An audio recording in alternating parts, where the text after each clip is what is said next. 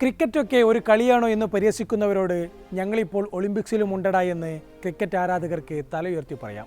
2028 Los Angeles Olympics മുതൽ അഥവാ അടുത്ത ഒളിമ്പിക്സ് മുതൽ ക്രിക്കറ്റും ഉണ്ടാകും. 1900 ശേഷം ഇതാദ്യമായാണ് ക്രിക്കറ്റ് ഒളിമ്പിക്സിൽ ഇടം പിടിക്കുന്നത്.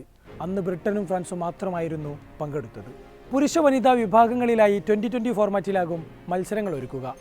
6 രാജ്യങ്ങളെ മാത്രമാകും പങ്കെടുപ്പിക്കുക. പക്ഷേ ഈ 6 രാജ്യങ്ങളെ എങ്ങനെ തിരഞ്ഞെടുക്കുമെന്ന് ഇനിയും വ്യക്തമായിട്ടില്ല. ക്രിക്കറ്റ് ഒളിമ്പിക്സിലേക്ക് വരുമ്പോൾ വേറെയും ചില പ്രശ്നങ്ങളുണ്ട്. വെസ്റ്റ് ഇൻഡീസ് ടീമിനെ എങ്ങനെ ഉൾപ്പെടുത്തുമെന്നത് ഒരു വിഷയമാണ്.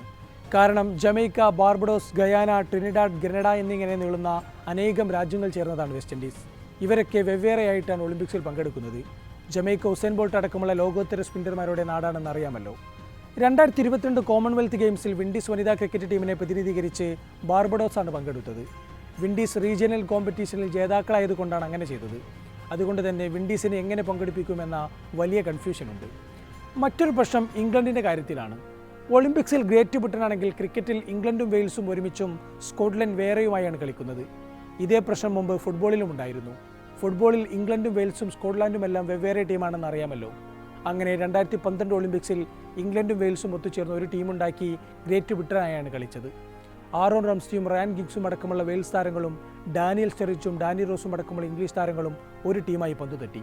പിന്നീടുള്ള ഒളിമ്പിക്സുകളിൽ വിവിധ പ്രശ്നങ്ങളെ തുടർന്ന് ബ്രിട്ടൻ ഫുട്ബോൾ ടീം പങ്കെടുക്കുന്നില്ല എന്ന് അറിയിക്കുകയായിരുന്നു. എന്തായാലും ഒളിമ്പിക്സിലേക്കുള്ള ക്രിക്കറ്റിൻ്റെ വരവ് കളിയുടെ പ്രചാരത്തിന് ഗുണകരമാകുമെന്നാണ് പറയപ്പെടുന്നത്.